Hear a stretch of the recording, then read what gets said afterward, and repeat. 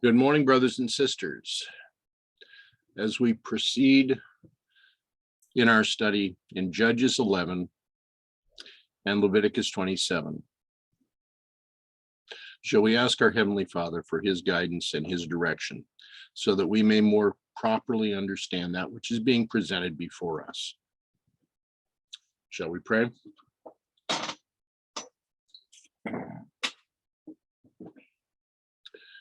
Loving Father in heaven, as we open your word today, we find that there are things that we are not understanding. We need your guidance. We need your spirit to direct us and instruct us. We need your angels to surround us. Help us today so that we might more clearly understand that which is going to be before us.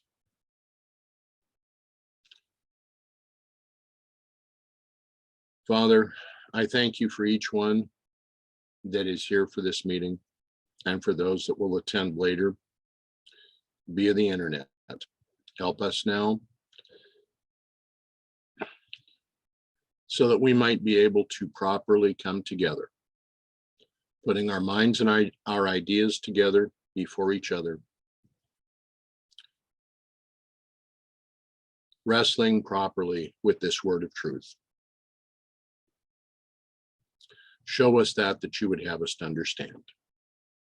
For this, Father, we ask. For this, we thank you. And for this, we praise you. In Jesus' name, amen.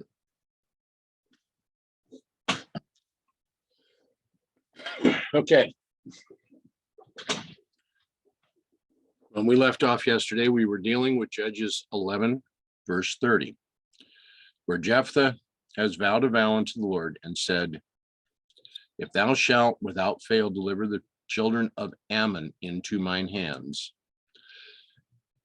then it shall be that whatsoever cometh forth of the doors of my house to meet me, when I return in peace from the children of Ammon, shall surely be the Lord's, and I will offer it up for a burnt offering. Now, Jephthah is expressing faith. He is expressing faith that he is going to return from this time against the children of Ammon in peace. Yet he is making a vow. That which cometh forth, which shall come forth from the doors of my house to meet me, shall surely be the Lord's.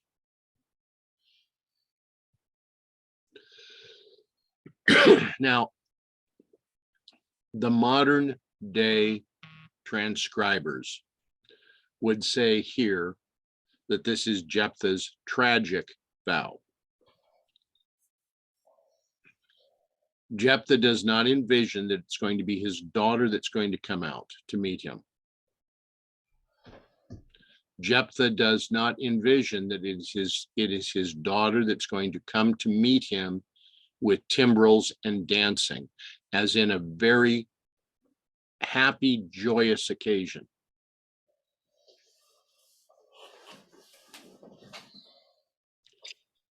Why is this vow so important? Okay, well, first let's look at a couple of things that as I looked at this, I thought about. So first, you had gone to Leviticus 27. The translators had gone there, yes. Yeah. Now, when we go there, the question is, if he's vowed this vow, is the suggestion that you can substitute money for a person when you make a vow regarding a person? Is that what Leviticus 27 is about? Well,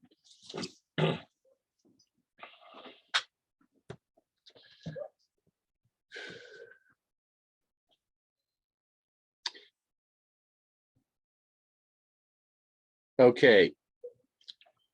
In the 1769 Oxford Revised version of the King James,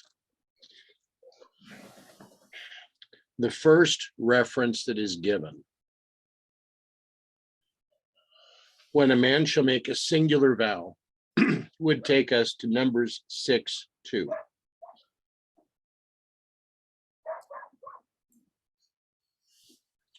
Now, But the Nazarite vow. that's the what? That's the Nazarite vow that it's talking about. Okay. And then it tells us immediately to go see Judges 11, 30, 31, and 39. Now we're looking at 30 and 31 right now. 39. And it came to pass at the end of 2 months that she returned unto her father, who did with her according to his vow, which he had vowed, and she knew no man. And it was a custom in Israel. Now,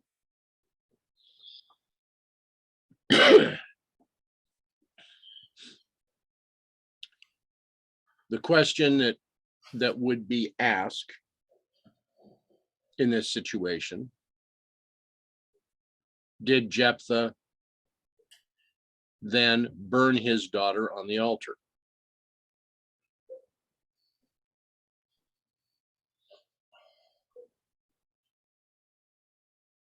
Was human sacrifice acceptable unto God? No, it wasn't. No, it would.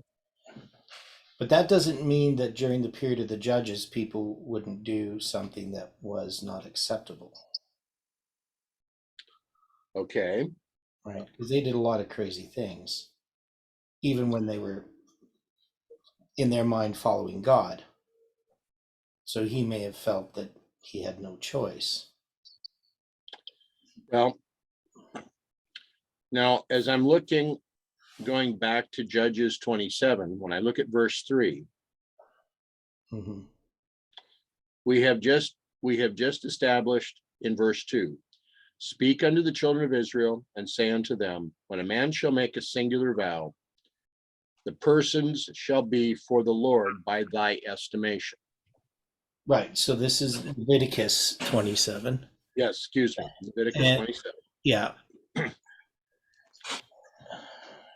Verse 3, and thy estimation shall be of the male from 20 years old even unto 60 years old. Oh, okay. Even, So the question I have, though, if this is the law in Leviticus 27, and it's telling you that when you make a vow, and this is the same type of vow Jephthah made, this is giving the amount of money that the person can be redeemed by. Is that what it's saying in Leviticus? no, that's why I was reading the verse to see if we would agree on that or not. Okay. So to complete, to read the entire verse. And thy estimation shall be of the male from 20 years old even unto 60 years old. Even thy estimation shall be 50 shekels of silver after the shekel of the sanctuary. And the cross reference here became Exodus 30, verse 13.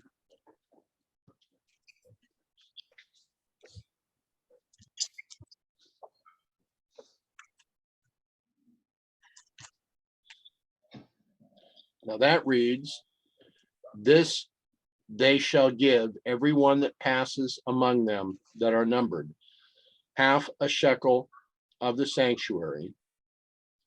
A shekel is 20 gerahs, and half a shekel shall be the offering of the Lord.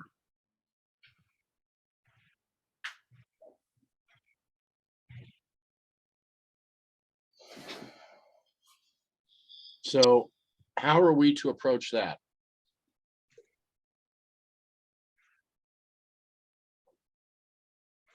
Well, I don't know how that relates to Leviticus 27, because that's just when they numbered Israel. That's basically a type of tax. But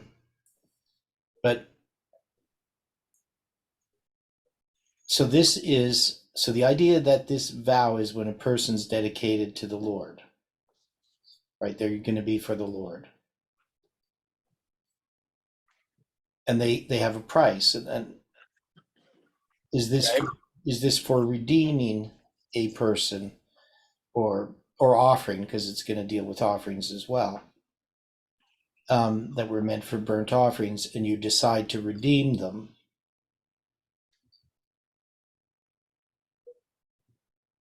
Or what is this for? Because if he could redeem his daughter, he could have just given an offering instead.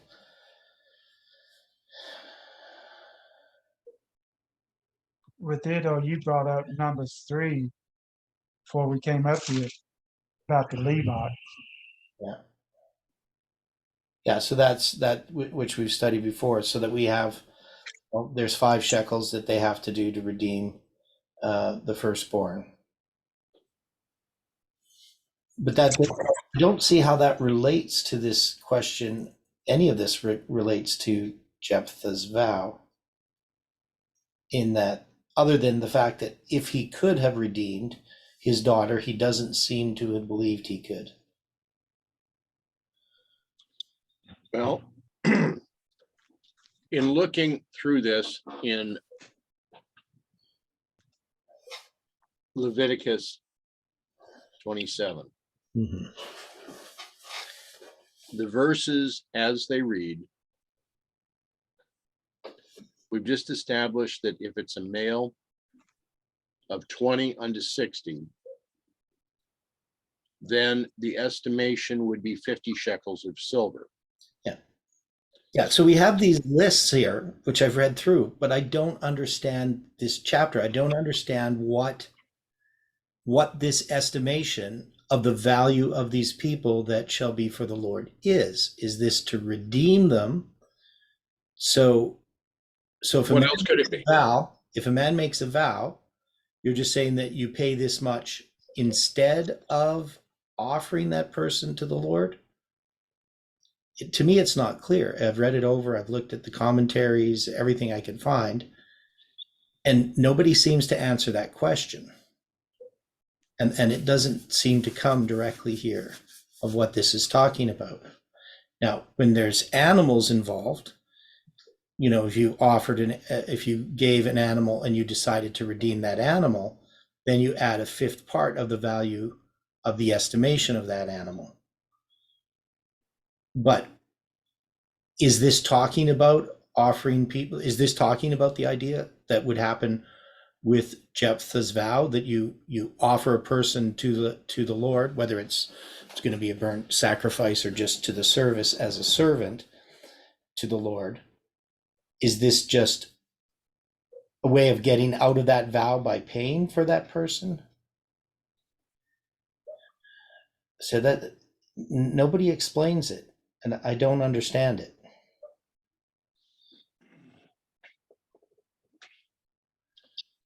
So if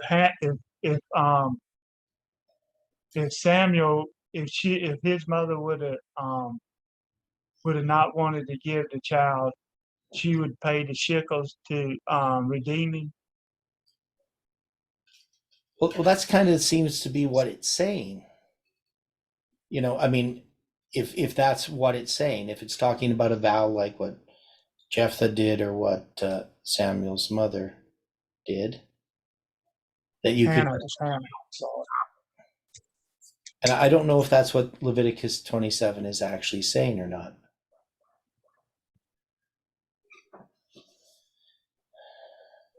How does verse 10 apply with this? Okay, so it's going to talk about a beast, right? So in verse 9, it says, "And if it be a beast whereof men bring an offering unto the Lord, all that any man giveth of such unto the Lord shall be holy. He shall not alter it, nor change it, a good for a bad, or a bad for a good. And if he shall at all change beast for beast, then it and the exchange thereof shall be holy. And if it be an unclean beast," right? So it's going to go into this. And it's going to talk about redeeming these things too. So I'm not sure what it's talking about. That's all I'm saying. Is it? I don't even understand what the principle is here.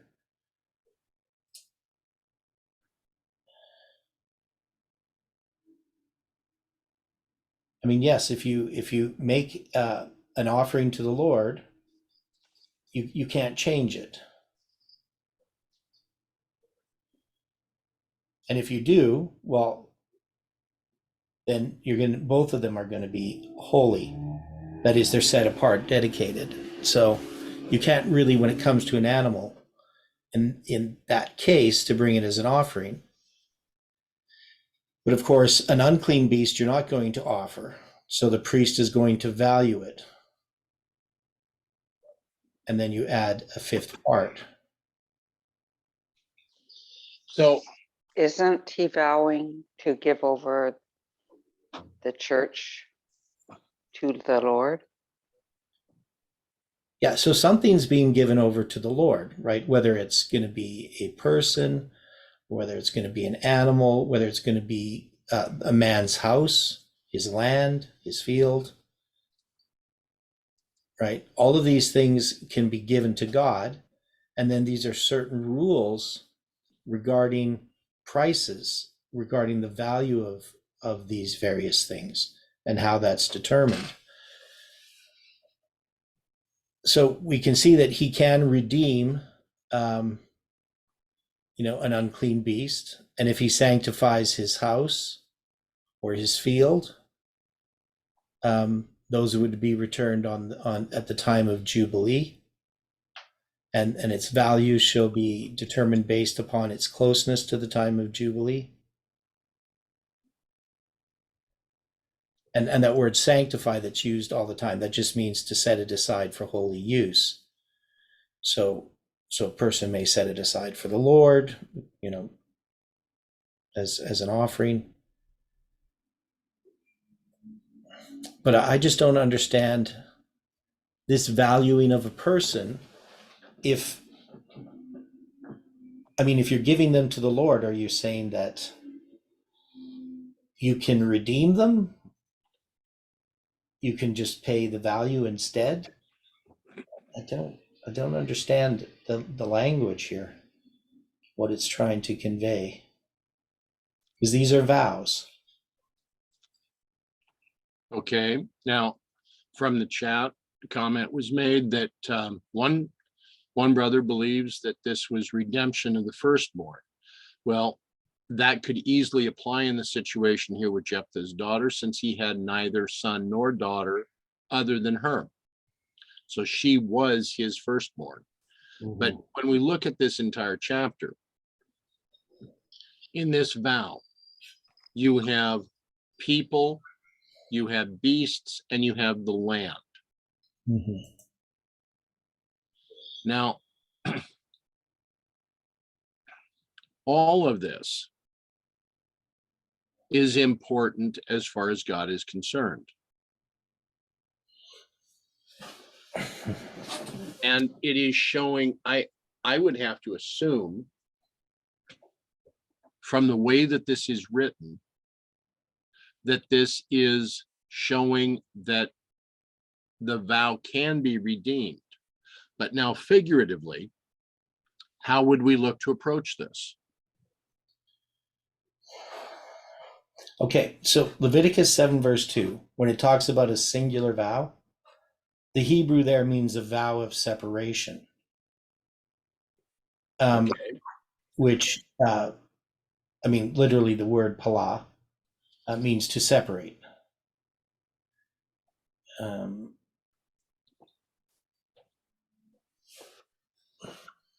So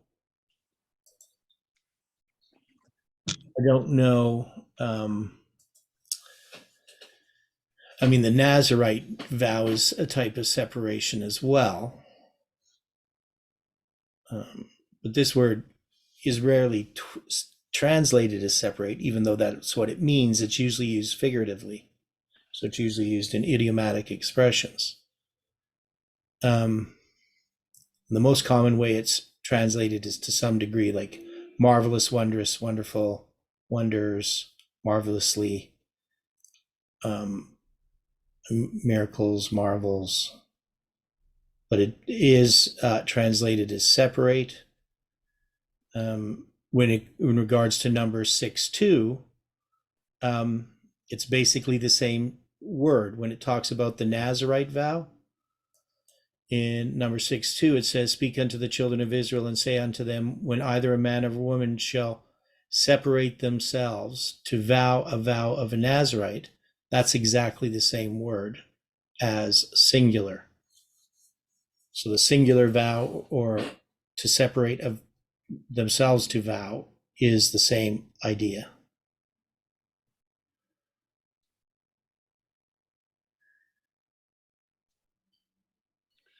So in the way that we're approaching this, this singular or separation is going to give us a good foundation for what we will study next, which will be Samson. Right. And so there must be something similar in what we see with Samuel, with Samson, and with Jephthah's daughter, as far as what this vow is. So that might indicate that it's not going to be a burnt offering. It's actually in service to the Lord that he makes this vow. Right. And he expected maybe a servant to come, and then he would just give that servant to serve for the Lord. Was his daughter through, and since he had no heir, that would be his only heir.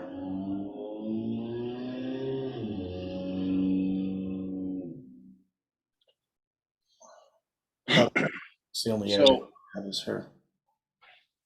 in this situation with his family, he's basically committing everything of value. Would that be a fair statement? Yeah. Now he doesn't realize what he's doing. Right. He doesn't realize the type of sacrifice that this is going to require. So for me, the revelation that I had regarding Judges chapter 11, and the problem that I was struggling with, is I didn't know what time this was referring to. And if we look at the story of Jephthah, and this is about the message of July 18th, wouldn't this vow have to do with the sacrifice that was going to be required, but Jephthah never realized what that sacrifice was, and that would apply to this movement?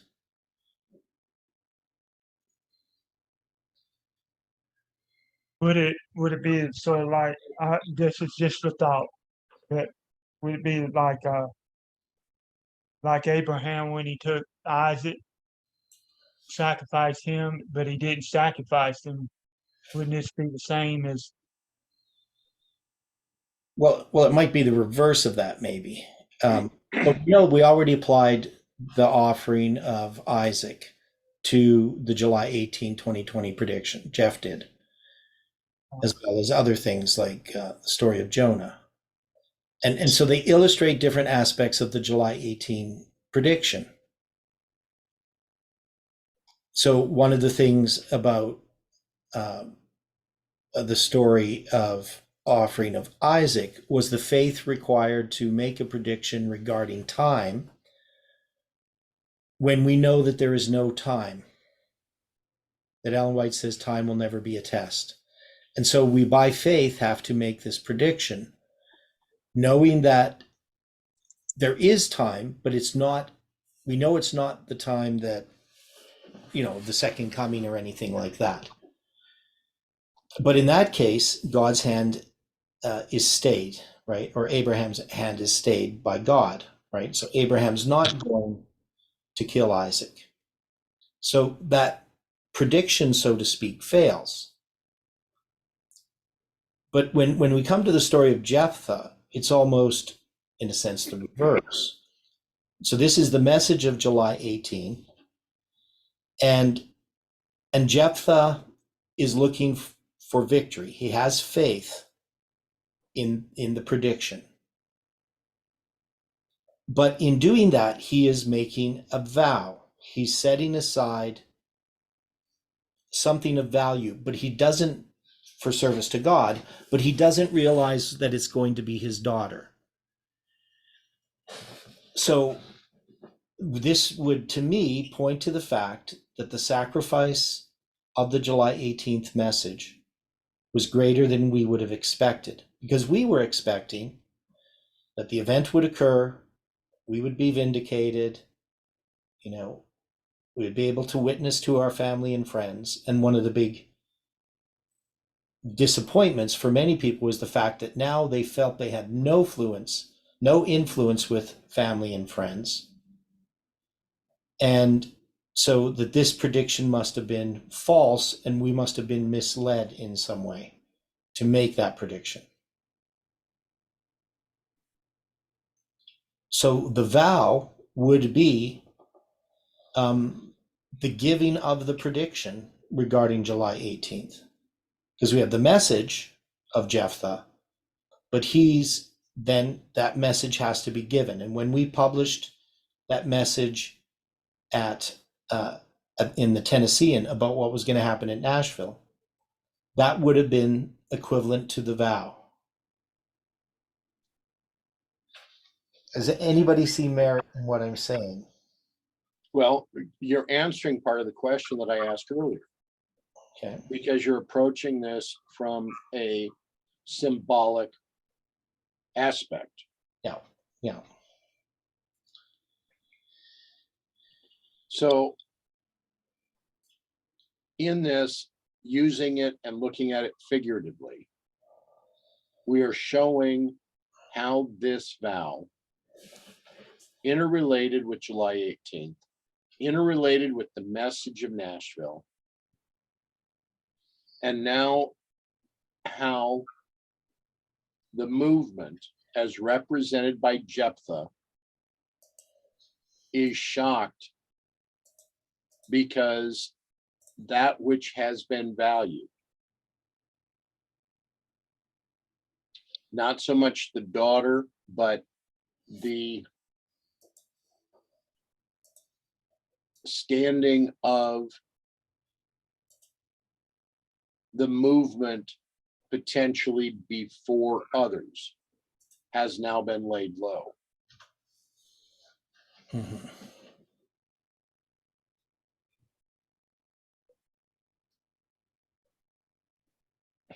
Now,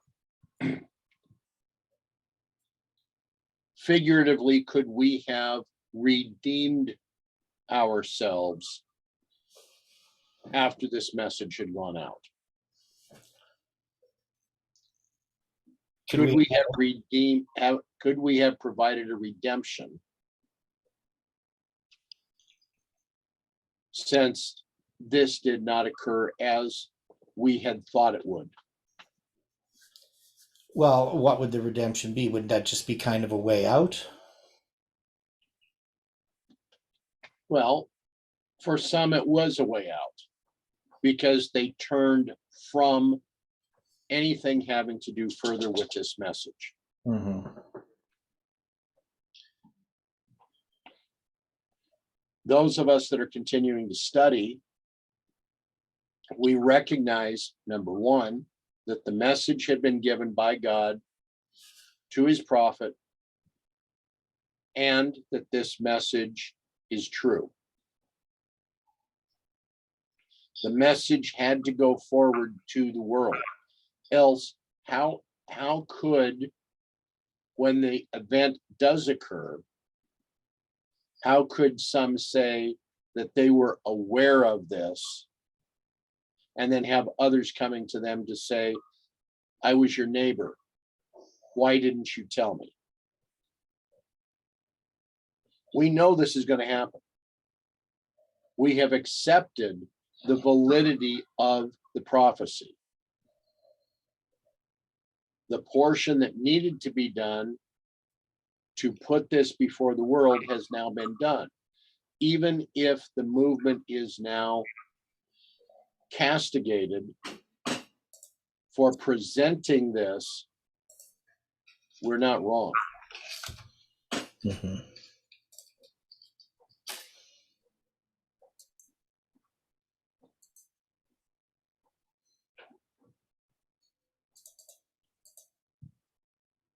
So in the figurative sense, we are seeing and experiencing the disappointment that Jephthah has had. But now we have this situation. We have, as this goes. So Jephthah passed over unto the children of Ammon to fight against them, and the Lord delivered them into his hands. So Jephthah, the movement, presented the warning, and the warning went out to the world. Mhm.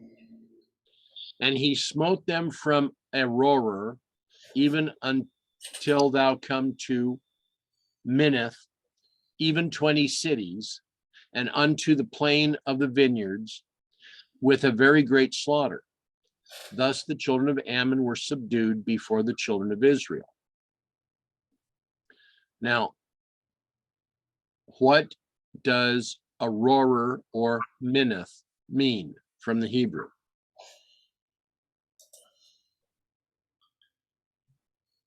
So aurora means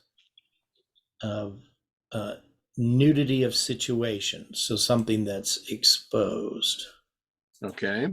And could we, would we then see that our erroneous belief has now been exposed?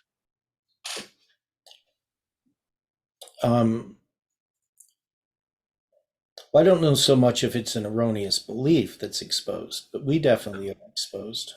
No, our belief that this was going to vindicate us before the world. Oh, I see what you're saying. Okay. Yeah. Okay, now what about Minnith? Well, it means to enumerate. I mean, it's related to the word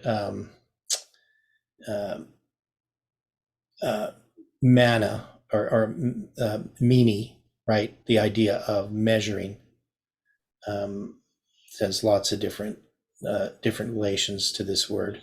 So in other words, the relation to this world is mini tekel upharsin. Yeah. Well, because a manna is that Mina. Yeah, the mina. It's manna in Ezekiel, but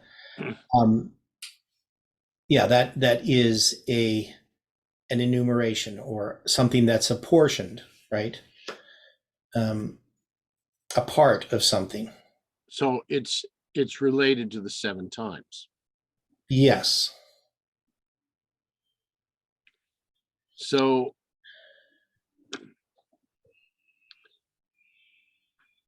our belief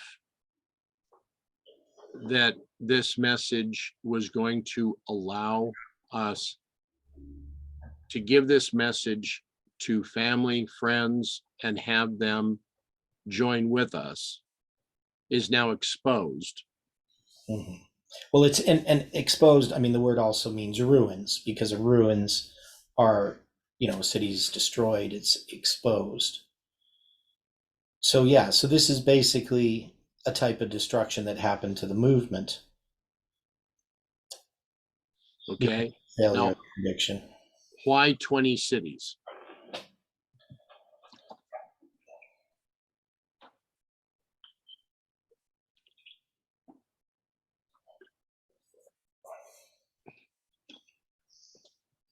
Well, the only thing I can think about the 20, because you're also going to have the 2 months, Right?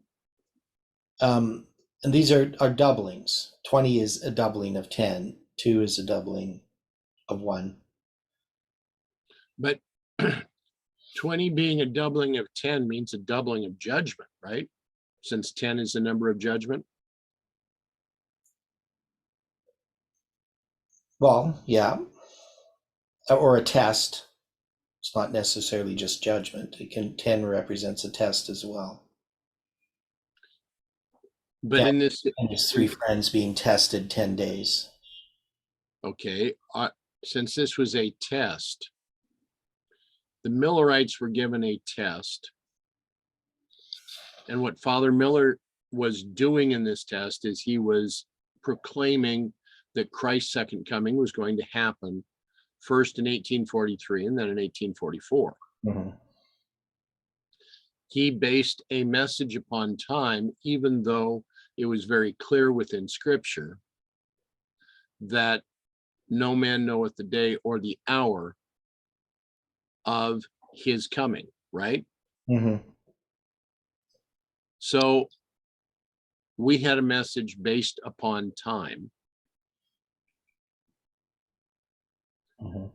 It was a test. Are you willing to give this message? Are you willing to be exposed and stand naked before the world? Mhm. Are you willing to have your beliefs fully examined, not only by yourself, but by all of those that you have called friend and family?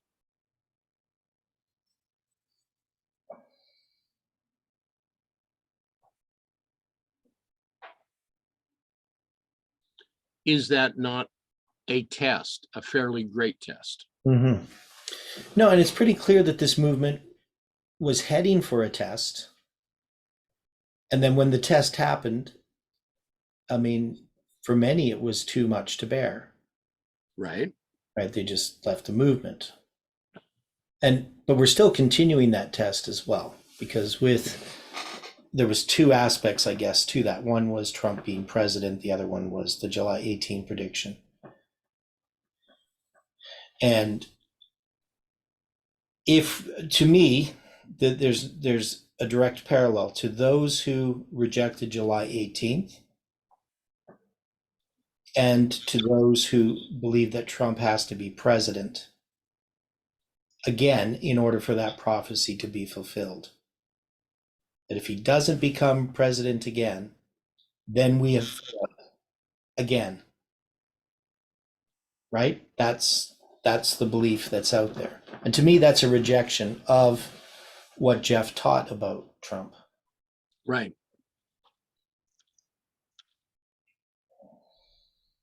So we have these two tests, and they are unto the plain of the vineyards.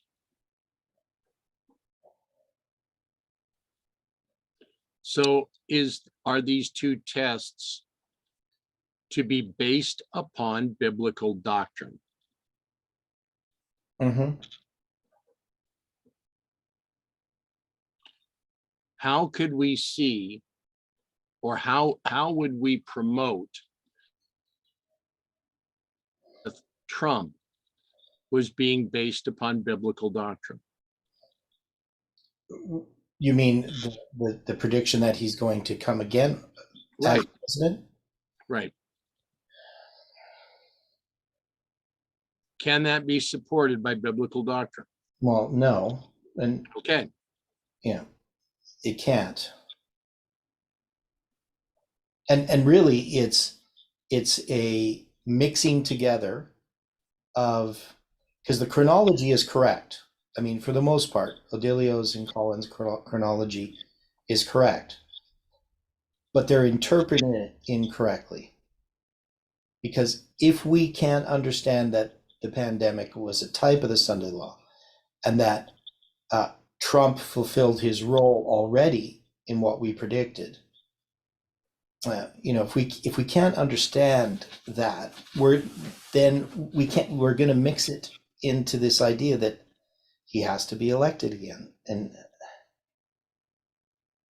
of course the fact that they don't want to hear the reasons, I think is a real problem. I mean, it'd be fine if somebody had a view that's incorrect, because we all have views that are incorrect. But if somebody has a view that's incorrect and doesn't even want to hear an explanation of why their view is incorrect, then that's a problem. So the message of July 18th, we know that it was successful. So it smote them from Aurora, even till they'll come to Minnith, even 20 cities. So there's two places from Aurora to Minnith, 20 cities are going to be destroyed, right?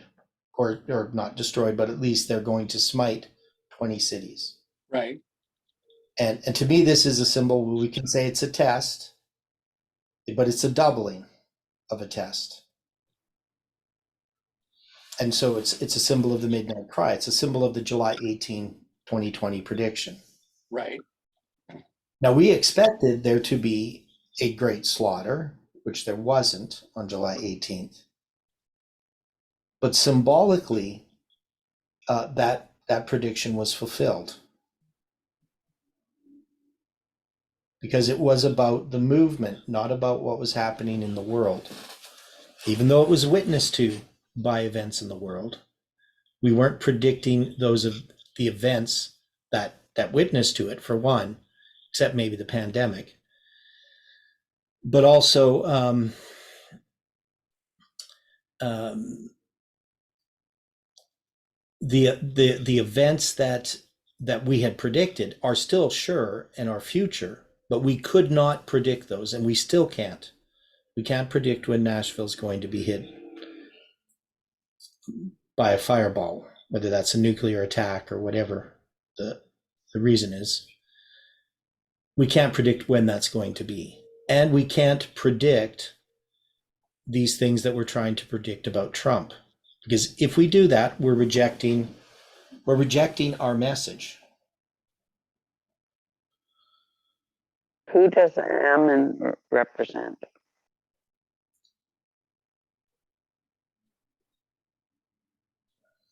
Well,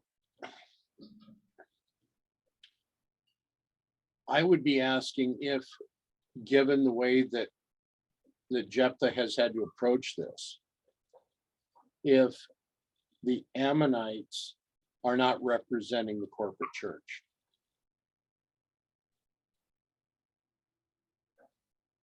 It could be said to be representing the world, but I'm just seeing that the children of Ammon, of Ben-Ammi, as a relation to the children of Israel, would either have to be the church or it would have to be the Protestants as a whole.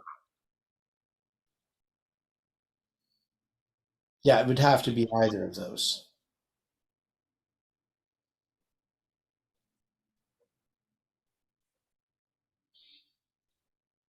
So, So why does his daughter go to the mountain? well, we're going to get to that in a moment. Yeah. And Jephthah came to Mizpah unto his house, and behold, his daughter came out to meet him with timbrels and with dances, and she was his only child. Beside her, he had neither son nor daughter. So this answers the comment earlier about the redemption of the firstborn. She was his only child. She was his firstborn and his only. So the alternate readings would leave us with this. And Jephthah came to Mizpah unto his house, and behold, his daughter came out to meet him with timbrels and dances, and she was his only child. He had not of his own either son nor daughter. So in the Hebrew and in the alternate readings, it's being very specific. He did not have another child. Right. He has no heir. He has no heir. That's it. She is everything. Mm-hmm.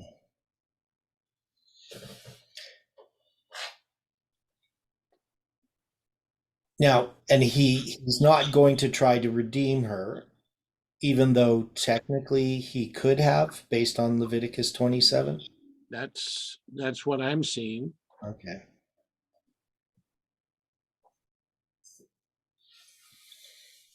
So now she's dedicated to the Lord, which means she's not going to get married, which means she's not going to have children, so he'll have no heir. So she in this situation would not be that of which women of that time hoped for to be the mother of the Savior. Mhm.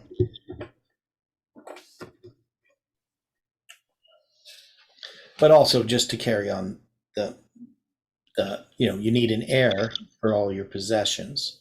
Right. So he's not going to have an heir. Can't carry on So, family names. so this gives a good representation then also of Jephthah as being a symbol of future for America. Yeah. So Jephthah, I mean, the message of Jephthah or the work is the giving of July 18th. Now, I wouldn't say that Future for America is Jephthah because we have the people of Gilead who are actually more representative of that, in Right. that they reject July 18th and then they fall for the message of July 18th. But definitely FFA takes this message of July 18th and runs with it. And in giving, and it's not just that we're talking about it, but I think the vow relates to specifically the publishing of that message and that it became a worldwide publication. That is, it wasn't just that we published it and nobody noticed it. It was obviously noticed by the church and by the world. So, as I mentioned other places, my pastor said that he was contacted by this group of pastors. It was sort of like the elite group of pastors in North America. And they asked him about me, knowing that I was that he was my pastor. So it obviously got the attention of the church and of the world. I mean, it wasn't the biggest news, but maybe not even in Adventism. I'm not sure every Adventist knew about it, but definitely lots of people did. And so that's what is going to happen. You're going to have this message of July 18th, and it's going to be published. And that message creates a bigger sacrifice for those that give it, for those that publish it, than they would have known, than they would have expected. Exactly. Okay. And it came to pass when he saw her that he rent his clothes and said, Alas, my daughter, thou hast brought me very low, and thou art one of them that trouble me. For I have opened my mouth unto the Lord, and I cannot go back. Now, rending his clothes. Here we have the examples of Reuben and Jacob. When Reuben returned unto the pit, and behold, Joseph was not in the pit, and he rent his clothes. And then in 5 verses later, and Jacob rent his clothes and put sackcloth upon his loins and mourned for his son many days. Reuben was upset because his brothers had chosen to go forward with Simeon's idea to sell Joseph. Jacob rends his clothes because it's his belief that Joseph is dead.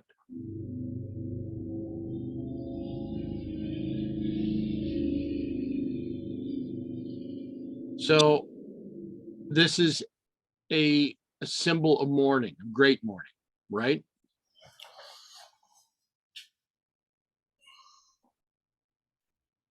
This is more than just a symbol of being upset. Mm-hmm.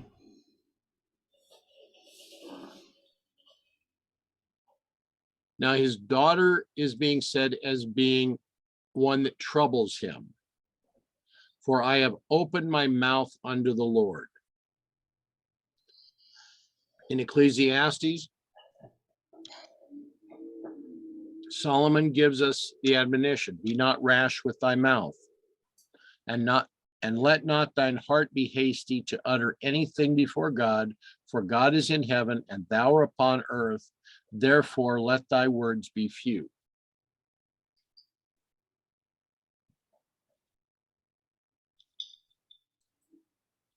Solomon is trying to tell us to be very careful, not to speak rashly.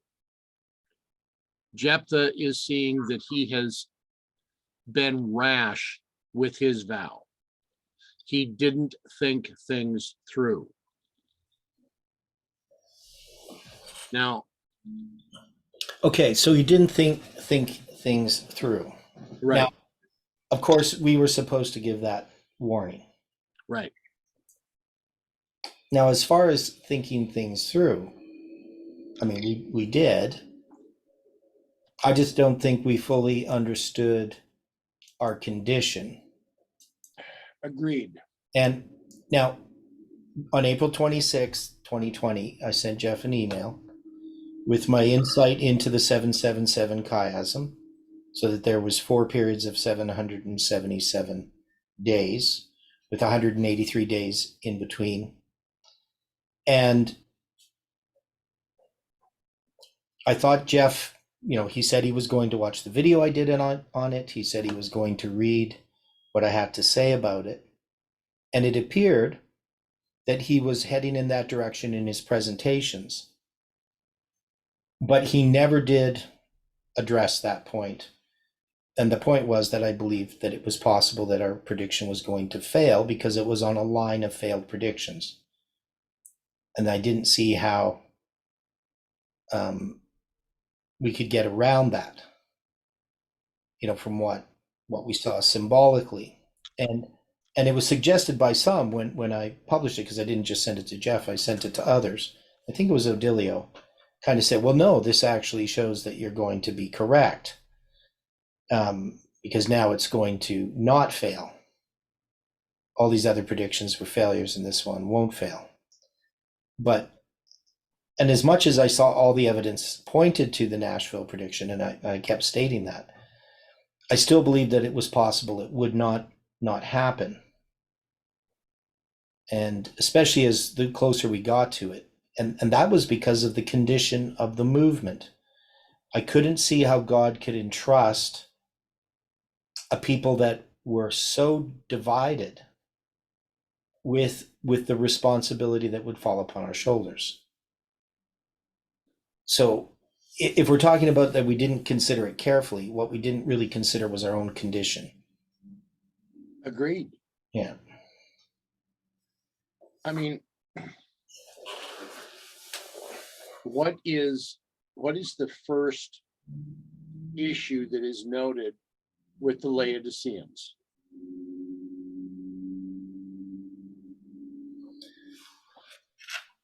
Well,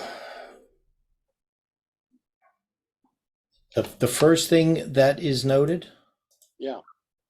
Okay, so we're neither hot or cold. We're lukewarm. What is the first physical Well, issue? it says, I am rich. It's an attitude. Yeah, okay. Isn't blindness the first physical issue?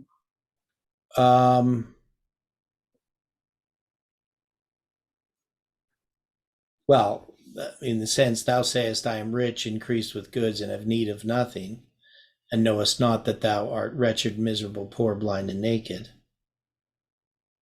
I don't see how blindness, unless it's just a blindness to their own condition. If you're blind, you're not going to see anything else. Mm-hmm. You're not going to see that you're actually poor. You're not going to see that you're wretched. You're not going to see that you're, all of these other things. Are you? Right. And that's why the message of righteousness by faith, properly understood, means you will see yourself as wretched, miserable, poor, blind, and naked. Right. And see, the thing is, here's how many Adventists think of this. And it always surprises me because they don't see the irony in it. But they'll say, Well, this Laodicea message is to those Adventists that are wretched, miserable, poor, blind, and naked. But, I'm not one of those. But what they're saying is, I am rich, increased with goods, and have need of nothing, right? Okay. So they're actually taking the attitude of a Laodicean by saying they're not wretched, miserable, poor, blind, and naked. Right? They don't see themselves as Laodicean, but they see what he describes as the Laodicean condition. So we think of the Laodicean condition as the bad part of that line, but actually the condition is the fact that you actually don't recognize your condition. Right.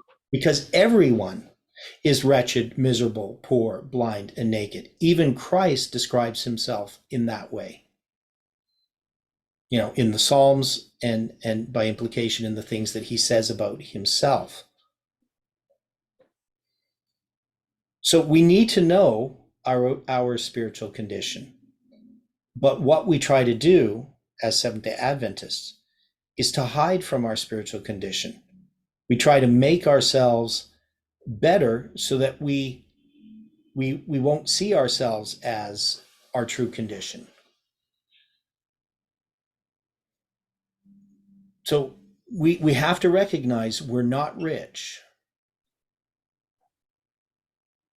and that we have great need,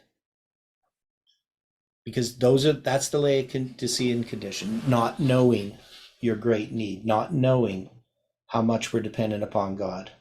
Not knowing that you are spiritually blind when you think you are spiritually rich. Right. Each of those admonitions, I don't look to apply it to others, I look to apply it to myself. Oh yeah, it's easy to see that other people are wretched, miserable, poor, blind, and naked. It's not so easy to see that you are. It's also not so easy to admit. Mm-hmm. Our situation as a movement before July 18th, and that has continued with the movement, is spiritual blindness. Mm-hmm. The message of righteousness by faith has not, to this point, been fully revealed and fully understood.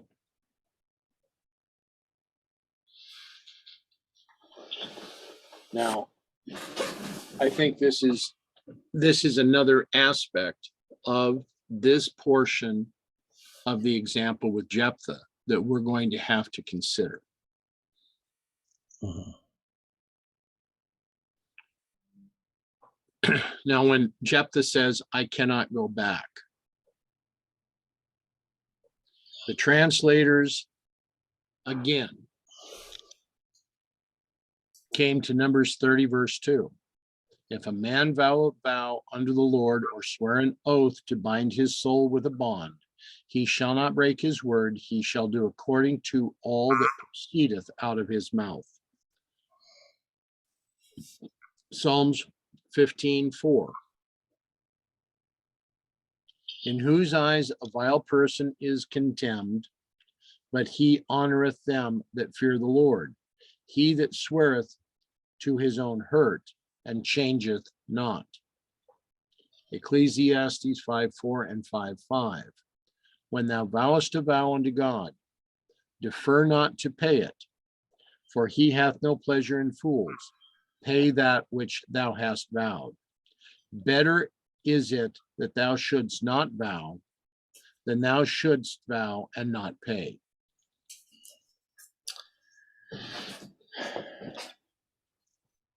Okay, I have another question. So Go ahead. I've struggled with this vow for a long time. Now, who's the daughter? Who's the daughter? Okay, I don't see that we've ever been told who the daughter is. Well, yeah, but I mean symbolically. So one of the things that she says, My father, if thou hast opened thy mouth unto the Lord, do to me according to that which hath proceeded out of thy mouth. Now, would not this be the attitude of Christ? Would this also not be the attitude of Isaac? Yeah, of Isaac. So we see Isaac and Christ. Obviously, it's the same. They're pointing to that figure. But so one of the things is whether he actually offers her up as a burnt offering or not. I mean, he's not going to redeem her, right? I mean, he's not going to pay money so that he can go back on his vow. And he doesn't believe that he can go back. That's the Hebrew word shuv. So that he cannot turn from what he had vowed. And so whatever happens to her, at least we can see it's the attitude of Christ, right? It's the attitude of Isaac. She is not unwilling for this vow to be fulfilled. However we take it, whether it's just that she's not going to be married and has to be given into the service of the sanctuary, or that she's actually going to be offered as a burnt offering, whichever it is, it doesn't really matter in the sense that this is the attitude of Christ. Christ freely offered himself. Would she be a young church? Yeah, so, well, it could represent a movement. It could represent the church as well. And we know the 144,000 are going to have the same words that went from Christ's lips upon the cross, my God, why hast thou forsaken me? Those same words are going to come from the lips of the 144,000 during the time of Jacob's trouble. And so this message is going to lead to a sacrifice that goes beyond what we understood this message was about. Even though as Seventh-day Adventists, we should understand it. Ellen White says regarding what's going to happen during the time of Jacob's trouble, that many things, or most things, or almost all things, I can't remember her exact phrase, but things that we are going to go through are worse in anticipation than in reality. But this isn't the case with the time of Jacob's trouble. That is, we have a sacrifice to make that goes beyond what we can imagine. We have no idea what lays ahead for us as far as a trial.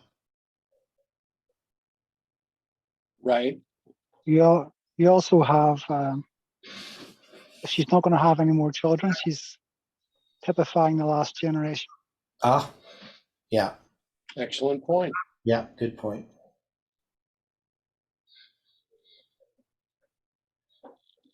So the daughter challenges Jephthah, my father, if thou hast opened thy mouth unto the Lord, do to me according to that which is proceeded out of thy mouth.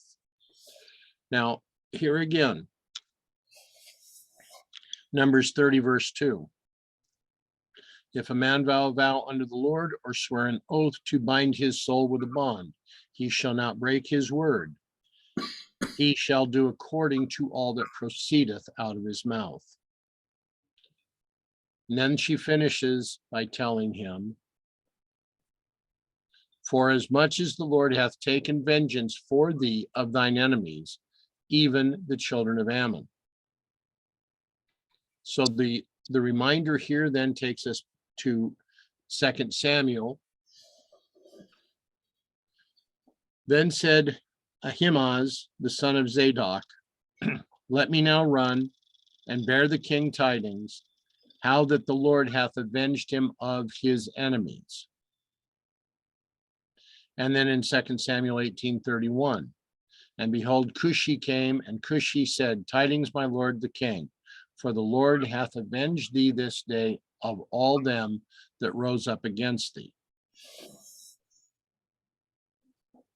Now this is regarding David, right?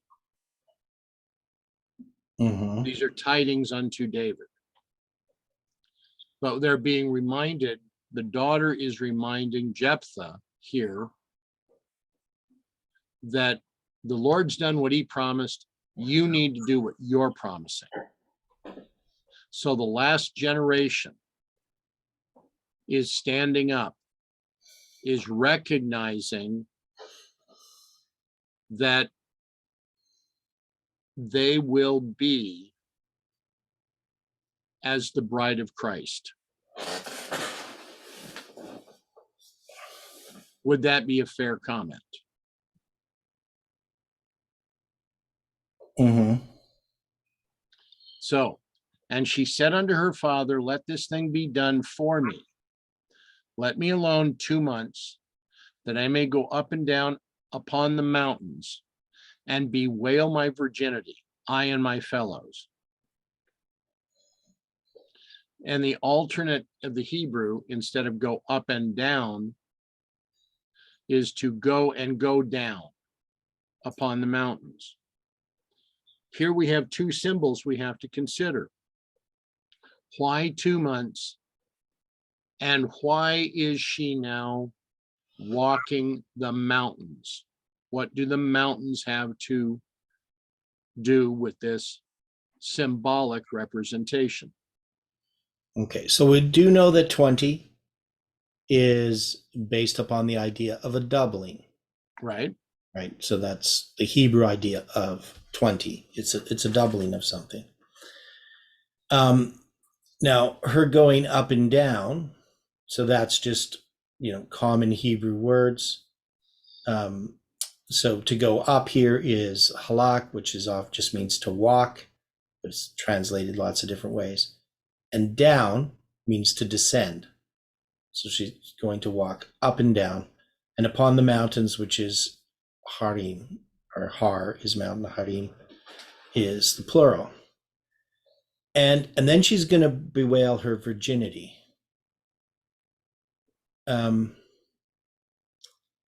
So the idea here is to weep, right? And her friends. So it's feminine form. So these are female friends. So 2 months, I mean, we're obviously not going to take this literally and put it into our time, right? We haven't done that. We usually use them as some kind of a symbol.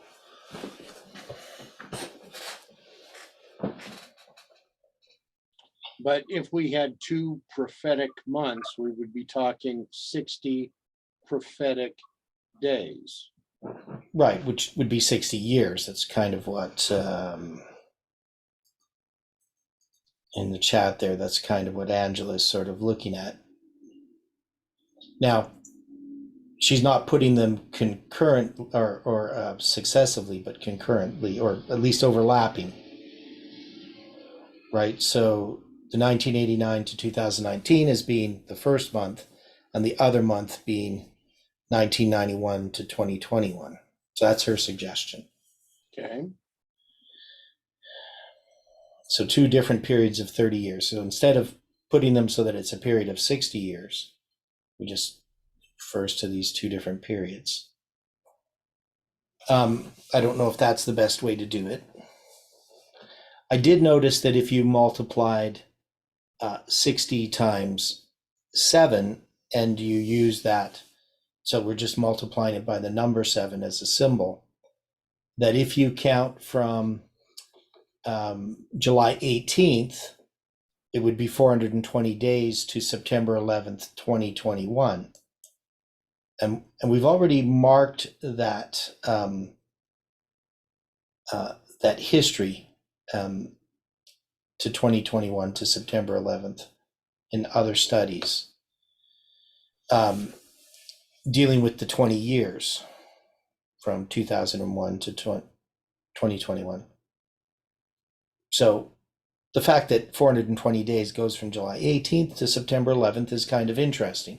Whether that's what's being referred to here or not, I don't know.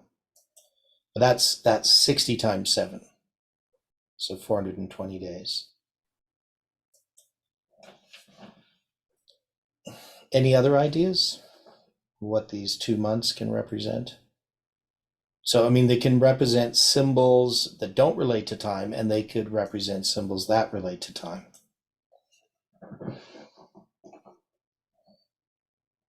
You have the Midnight Cry was in August. Mm-hmm. So you had August, September, October. Yeah, and if you look from Maybe the like a, public, and if you look from the publication of the True Midnight Cry paper, August 22nd, it's going to be 2 months to October 22nd. So maybe that period of 2 months there, we can tie to the period of 2 months, because we mark July 18th as the Midnight Cry, though this is the publication of the Midnight Cry magazine, not August 15th. But still, it has a symbol of 2 months. And might that refer to the period of time that we're in right now?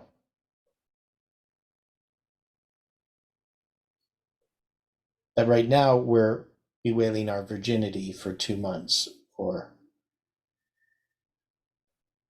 something to that effect. So a symbol. Right.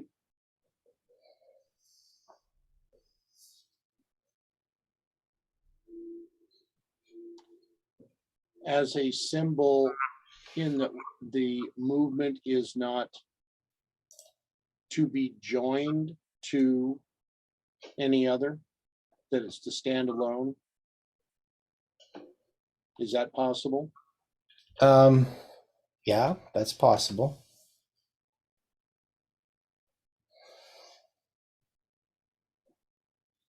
Now, when I take this 2 months, but I take it that a month represents, or the day represents a month instead of a year. So I did it as a week, and now I'm doing it as a month. So I take 30 days in a month, and I multiply 60 by 30. I'm going to get 1800, right? Right. So if I count 1800 days from July 18, 2020, I get another date that's a symbol, and that's June 22nd, 2025, but still June 22nd, 2025. So we have the symbol there for FFA. And another thing we should always note is that June 22nd Gregorian in our time is June 9th Julian, and June 9th is a symbol of time in this movement, the proclamation of time in this movement. Because that's when we first time set is June 9th, 2018, and 2025 is 7 years from that. So we might be able to look at it in these different symbolic senses as weeks and months and years.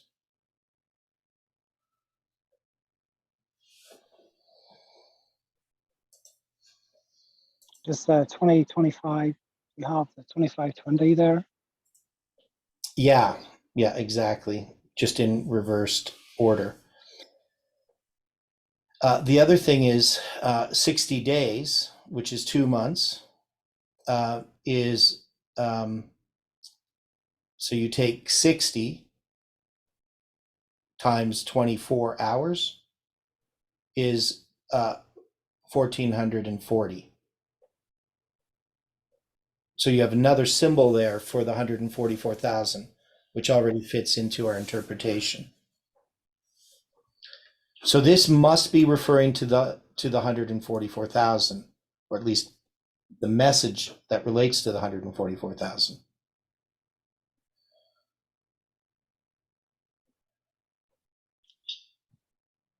It's intriguing that that symbol could be so interrelated. Mm-hmm. Yeah, all these different symbols, June 22nd, June 9th, 2520, 144,000. All of these things tied in with this symbol of 2 months.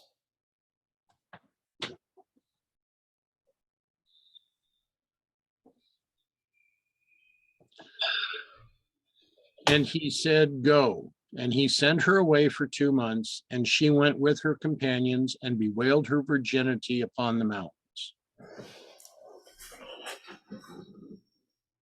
So bewailing the virginity upon the mountains. Why is this important?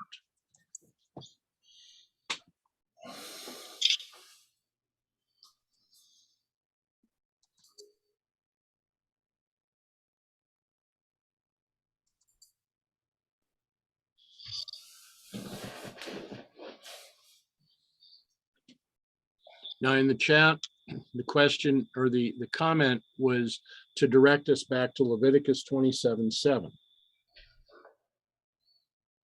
Since we're using this and we're looking at the 2 months as a possibility of 60 days. Leviticus 27:7 says, and if it be from 60 years old and above, if the man be from 60 years old and above, if it be a male, then thy estimation shall be 15 shekels, but for the female, 10 shekels. Why would the 15 and the 10 be important for us to note too? So here we have that Jephthah sends his daughter away for 2 months. She and her friends are now walking these mountains.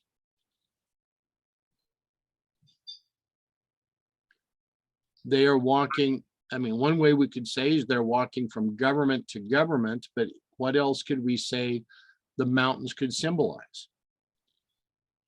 Well, I would think it represents prophecy.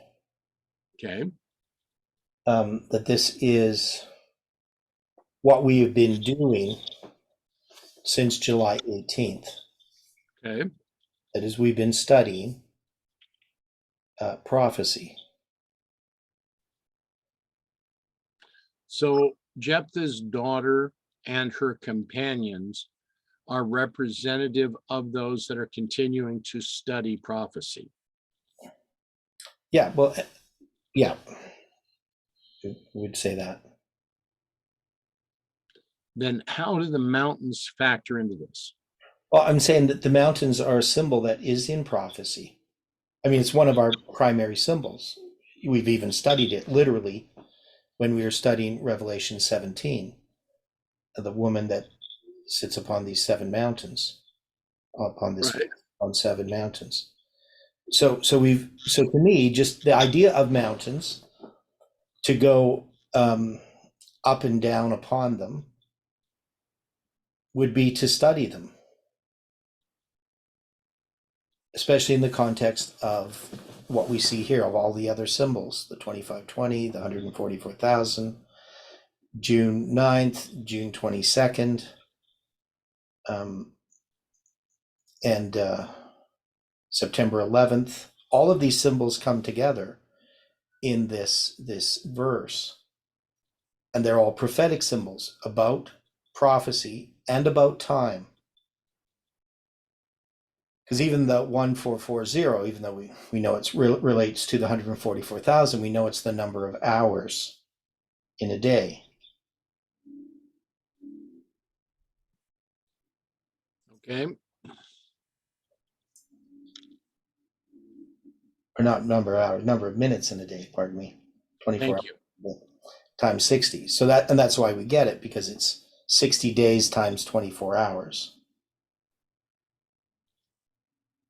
So would the fellows be separate from the girl, the church?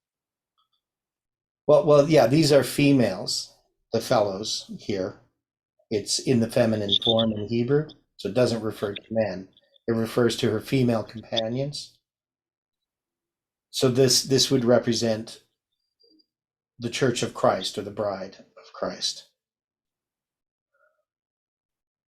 Now, it doesn't say how many companions she has.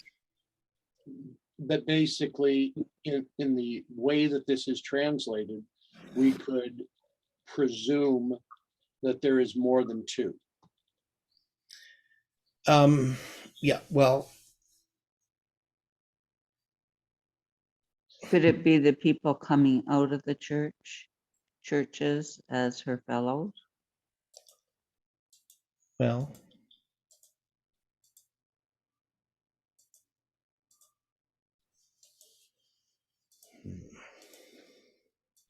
Mountain also represents the church, don't it? yeah, I don't think it's the church. Well, I didn't say it was our church. I was thinking about different churches. Yeah, but I'm just saying that I and my fellows here, and I'm trying to study some of the Hebrew here regarding this.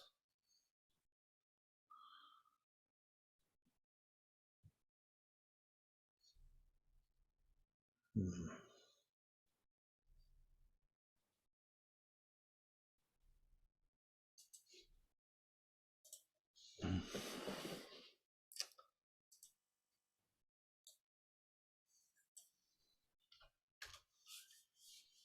Is there anything else that we could apply there? I mean, I'm seeing this fairly comfortably, that the daughter could represent the movement post July 18. Those that are continuing to study. Those that are being prepared.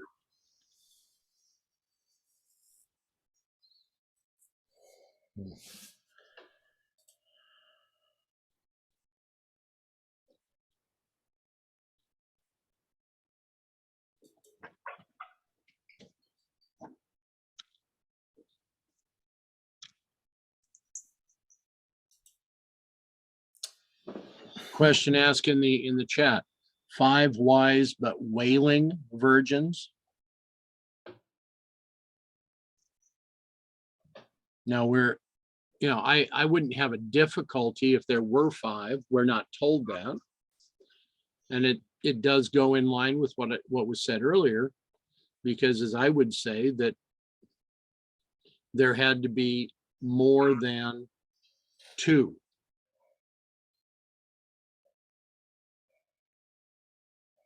So, I mean, when I look at this, 2 or more would mean that there were 3.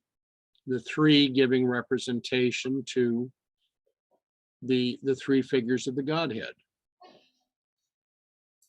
The 5 giving representation, if necessary, to this of the 5 wise virgins.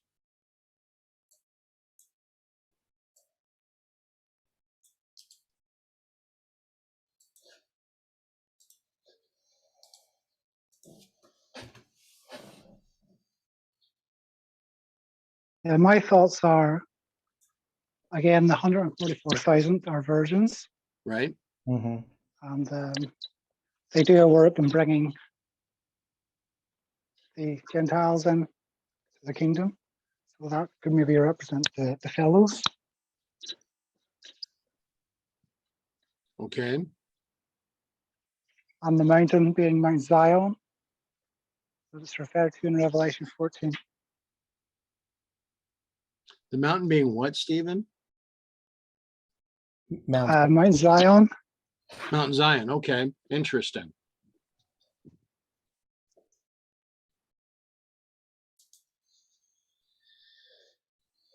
That could work very well.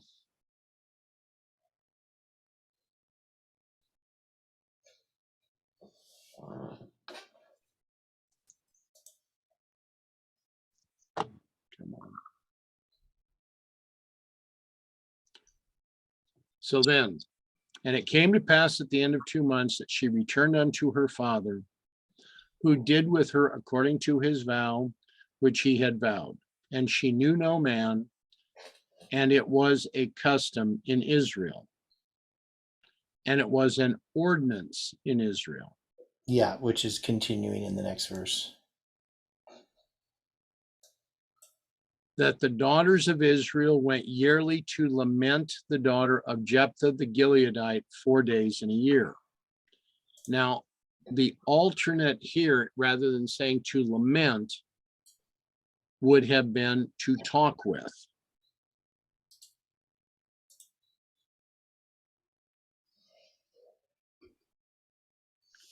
And there's a reference that's given that we should see Judges 5:11, 5:11. They that are delivered from the noise of archers in the places of drawing water, there shall they rehearse the righteous acts of the Lord, even the righteous acts toward the inhabitants of his villages in Israel. Then shall the people of the Lord go down to the gates. This was part of the song of Barak and Deborah, right?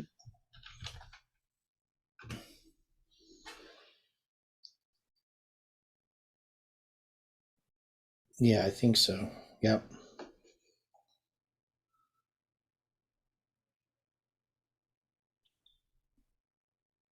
They that are delivered from the noise of archers in the places of drawing water. The noise of the archers, would that be the noise of Islam?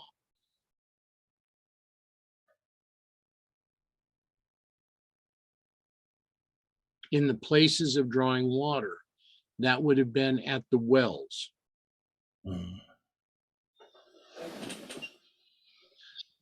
So they that are delivered from Islam near the well of the oath, Beersheba.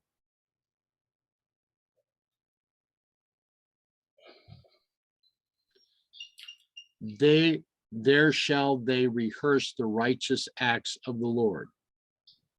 Yeah, and it's interesting, Judges 5:11. Now we know that symbol 511, 511 written in an octal form is 777. So Right.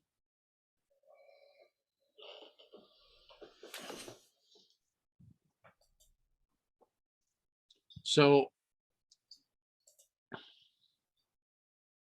the last verses that were being addressed here, when we're talking about who did according to his vow, would have taken us to Judges 11:31, also into 1 Samuel. Judges 11:31, then it shall be that whatsoever cometh forth of the doors of mine house to meet me, when I return in peace from the children of Ammon, shall surely be the Lord's, and I will offer it up for a burnt offering.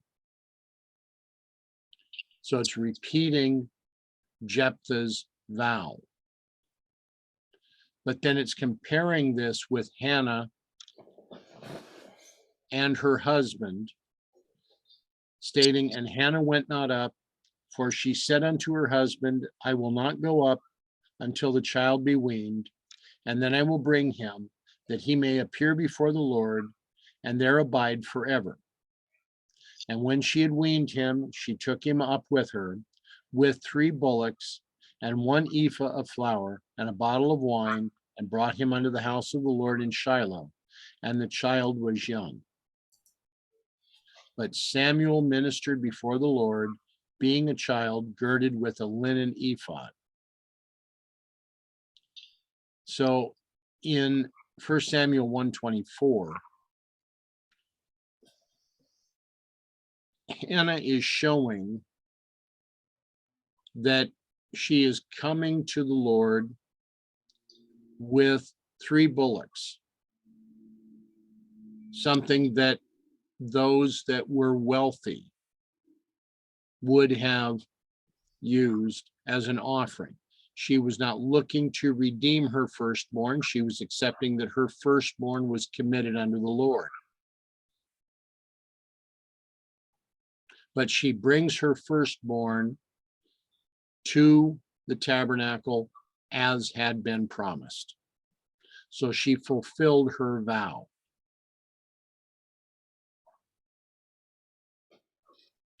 Just as Jephthah and his daughter fulfilled his vow. mhm. So the way that I would approach this is while there was a way of redemption, they were choosing to allow this to be part of the service to the tabernacle. They were recognizing that as the firstborn, as the promise of the vow, that this is what the vow needed and how the vow needed to be fulfilled. Yeah, so we see obviously these parallels here. And so I think we can understand now that this vow, there's nothing wrong with him making this vow. Going back to Jephthah. Right. And to say it's a tragic vow is maybe not the correct adjective. It's not tragic in the sense that this is, I mean, it's unforeseen. Right. But this is just because there's something that we can't see, Okay. until we go through that experience. Right. Now, we also have the 4 days in a year. That's the last thing we really have to deal with as a symbol. So it's kind of odd that they went to lament the daughter of Jephthah, the Gileadite, 4 days in a year. I'm not sure why that is the case.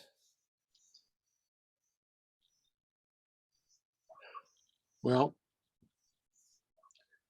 I think that we're going to need to consider this point until we assemble again on Sunday. Okay. So we'll give this our consideration. There's quite a bit yet that we're going to have to be looking at, especially in reference to the studies on righteousness by faith. And there's quite a bit to be seen yet regarding, what we started this last Sabbath on Zephaniah 2 and the portion from what Mrs. White had written that interrelates with Zephaniah 2.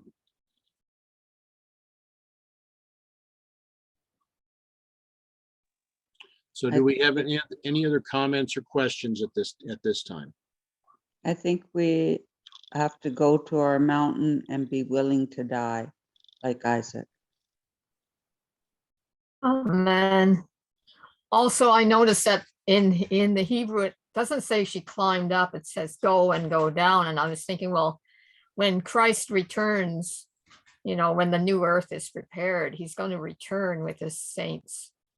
He'll be coming down with them from the heavenly Mount Zion to the earthly Mount Zion. Okay. Anyone else at this time?